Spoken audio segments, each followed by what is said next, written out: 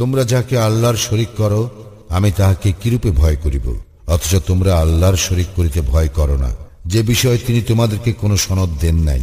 সুতরাং যদি তোমরা জানো তবে বলো, দুই দলের মধ্যে কোন দল নিরাপত্তা লাভের বেশি হকদার?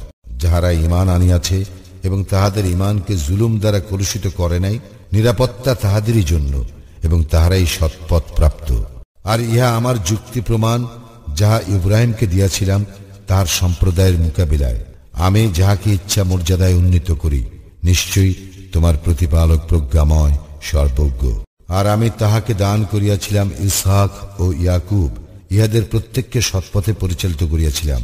পূর্বে নূহকে সৎপথে পরিচালিত করিয়াছিলাম এবং তাহার বংশধর দাউদ, সুলাইমান ও আইয়ুব, ইউসুফ, মূসা ও হারুনকেও আর এইভাবেই সৎকর্মপরায়ণদের পুরস্কৃত করি।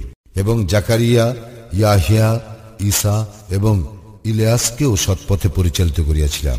ইহারা সকলেই সজ্জনদের অন্তর্ভুক্ত।